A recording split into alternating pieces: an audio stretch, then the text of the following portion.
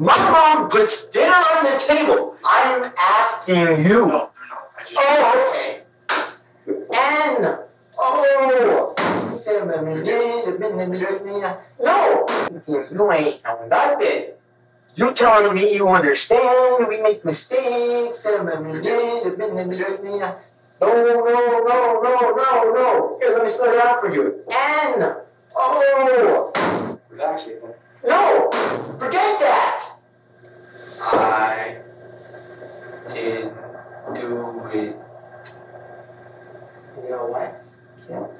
Don't you know we're all put on this earth to reproduce? Imagine a story where reality and fiction collide in the most horrifying way. In Boise, Idaho, such a tale unfolded a narrative so chilling it defies belief. Here, the tranquil facade of an everyday town masks a dark undercurrent, a sinister echo of cinematic nightmares made flesh.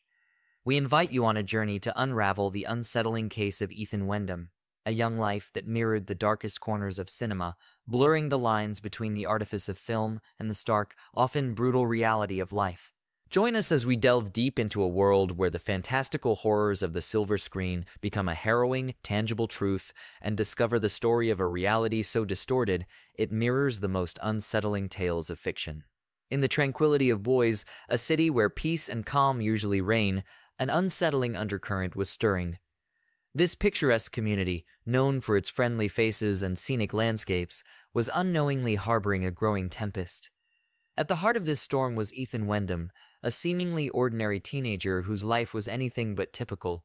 Ethan, with his quiet demeanor and introspective nature, harbored an intense, unyielding obsession. His fascination was not with a hero or a pop culture icon, but with a figure from the depths of cinematic horror, Patrick Bateman, the enigmatic and murderous protagonist of American Psycho. This fictional character, known for his charm that masked a chilling psychopathy, became an idol for Ethan, an obsession that consumed his thoughts and darkened his worldview. The serene streets of Boise became the backdrop for a narrative that no one could have anticipated. Ethan's world, once filled with the mundane routines of teenage life, had transformed. His room, a typical teenage sanctuary, became a shrine to his twisted idol. Posters adorned the walls, scenes from the movie played endlessly on his screen, and the book that started it all lay prominently displayed. Ethan's fixation on Bateman was more than mere admiration. It was a blueprint, a guide to an abyss from which there seemed to be no return. As the line between Ethan's reality and the dark fantasies of Patrick Bateman blurred, the seeds of a chilling outcome were sown. The tranquility of Boise stood in stark contrast to the turmoil brewing within Ethan, a juxtaposition that foreshadowed a harrowing descent into a world where fiction and reality collide with devastating consequences. Ethan's existence was a study in contrasts, a life that oscillated between the mundanity of teenage routines and a dark, consuming preoccupation. His days, marked by the typical ebb and flow of high school life, were outwardly unremarkable.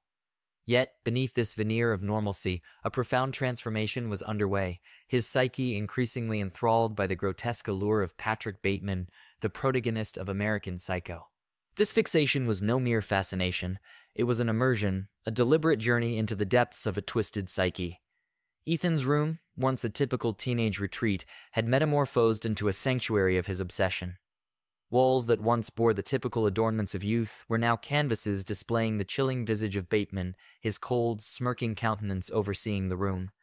Copies of the novel lay strewn, their pages dog-eared, the lines within memorized and recited like dark mantras. The film version played on a loop, Bateman's monologues echoing in the space, syncing with Ethan's inner monologue, blurring the lines between the character and the boy.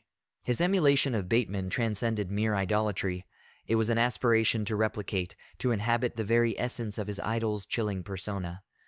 The meticulous grooming, the expensive suits, the indifferent mask worn in public, all were outward manifestations of an inner world growing ever more aligned with that of a fictional murderer. Ethan's interactions, once innocuous, began to be laced with a cold, detached mimicry of Bateman's charm, his eyes mirroring the same hollow emptiness. The dichotomy of Ethan's existence was stark. By day, he walked the halls of his high school, a ghost among his peers, his true nature shielded by an impenetrable facade. But by night, in the solitude of his room, he surrendered to his obsession, allowing the insidious tendrils of Bateman's psyche to intertwine with his own. His descent was not marked by sudden outbursts or visible signs of turmoil, but by a quiet, steady erasure of his former self, each day drawing him closer to the abyss, each moment spent in his sanctuary pushing him further from reality and deeper into the darkness.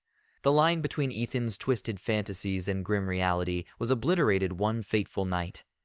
The tranquility of the Wendam household was shattered, its silence replaced by the echoes of an unimaginable horror. As the moon cast a pale light over Boise, the Wendam residence, once a sanctuary of familial warmth, turned into a crime scene frozen in time, illuminated by the stark, flashing lights of police cruisers. Ethan, who once wandered the corridors of his home lost in his daydreams, had now traversed a path too dark to reverse. The very halls that echoed with the mundane moments of his daily life were now silent witnesses to a chilling transformation. His mother, Judy Wendam, a figure of maternal affection and care, became the unwitting centerpiece of Ethan's darkest fantasies, her very existence tragically intertwining with his morbid idolization of Patrick Bateman. In the dead of night, a sinister script unfolded a narrative Ethan had rehearsed in the shadowed recesses of his mind, fueled by his obsession with a fictional character. The ordinary objects within the home, once part of their everyday life, became instruments in a macabre tableau. With each moment, the boundary between the young man Ethan once was and the figure he aspired to emulate dissolved, leaving behind a reality too dreadful to comprehend. As the community slept, unaware of the nightmare unfolding, Ethan enacted a scene that would forever haunt the quiet streets of Boise. His actions, a mirror of the fictional horrors he revered, sealed a fate that intertwined the ordinary with the grotesque, transforming the Wendam home from a place of memories to a scene of a crime that echoed with the consequences of a fascination turned fatal. The aftermath of that night left a community grappling with a question as haunting as the crime itself. How could a young man, living an apparently unremarkable life, cross the threshold into a realm of such darkness? The answer lay in the shadows of Ethan's mind, where the lines between admiration and obsession, between fiction and reality, had blurred into a narrative too horrific for any screenplay, yet enacted in the most brutal reality. As dawn broke, casting a revealing light over the grim scene, the investigative machinery sprung into action. The Wendam home, now a silent testament to the night's horrors, became a hive of forensic scrutiny. Detectives moved methodically, collecting the silent witnesses of the crime, fingerprints dusted, evidence bagged, and the hauntingly sterile scent of forensics filled the space that was once permeated with the normalcy of family life. The investigation was a slow reveal, each piece of evidence a fragment of a larger, more disturbing picture. Ethan, once just a teenager in the eyes of his community, became the focal point of an intense inquiry. The clues at the scene whispered secrets of premeditation and a chilling emulation of a character far removed from the realm of healthy admiration. Then came the moment of revelation, a stark room away from the world's eyes, where Ethan sat across from seasoned investigators. The air was heavy, laden with the weight of impending truths. As the tape recorder clicked on, Ethan began to speak. His voice was devoid of the expected turmoil or confusion. Instead, it was eerily composed, recounting the events with a disconcerting detachment. His confession was not a mere admission of guilt. It was a narrative delivered with a haunting calmness. He detailed his actions, each word a mirror reflecting the darkest corridors of his psyche, echoing the cold, calculated demeanor of Patrick Bateman. The precision of his account, the lack of remorse, and the vivid recounting of his deeds were chillingly reminiscent of the fictional character he idolized. Ethan's confession was a tapestry woven with threads of fantasy and reality, his deeds a grotesque homage to the violence glorified in his twisted idolatry of Bateman. The investigators listened, their professionalism a shield against the horror of his words, as they documented a confession that would become a key piece in understanding the abyss into which Ethan had descended.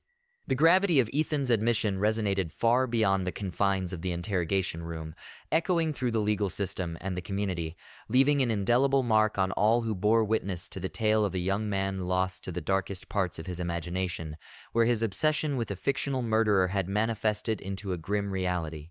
As we stand at the threshold of closure on this somber narrative, the candlelit vigil outside the Wendam residence casts light, not only on the collective grief of a community shaken to its core, but also on the introspective journey we are compelled to undertake. Tonight, the flickering candles symbolize not just the memory of Judy Wendam, but also the illumination of a path toward understanding the intricate interplay between fiction and reality in our lives. Ethan Wendam's descent into the abyss, where his adulation for a fictional character crossed the line into a devastating imitation, prompts us to reflect on the power of influence and the vulnerability of the human psyche. His story, a mosaic of complex emotions and misguided idolization, underscores the critical need for vigilance in recognizing and addressing the signs of a fascination morphing into fixation, where admiration can potentially spiral into a destructive force. As the community gathers in unity, their somber silhouettes against the night sky a testament to their resilience, we are reminded of the essential dialogue we must continue to foster around mental health, the impacts of media consumption, and the importance of nurturing a discerning engagement with the content that captivates us. The boundary between inspiration drawn from fiction and the encroachment of its darker aspects into our reality is delicate and, at times, imperceptible until crossed. Ethan's narrative is a stark memento of the pathways unchecked obsession can forge, leading to a realm where the inspired admiration transforms into a lethal emulation, challenging us to confront the uncomfortable questions about the nature of influence and the susceptibility of our own convictions. In the quiet reflection of tonight's vigil, let us commit to a heightened awareness, an understanding that while fiction can enchant and inspire, it can also echo in the corridors of the mind with unforeseen consequences. May our journey through Ethan Wendam's story awaken a vigilant dialogue, a renewed consciousness that in the intricate dance between art and the observer, the steps we follow are ours to choose, guided by the light of awareness, empathy, and discernment.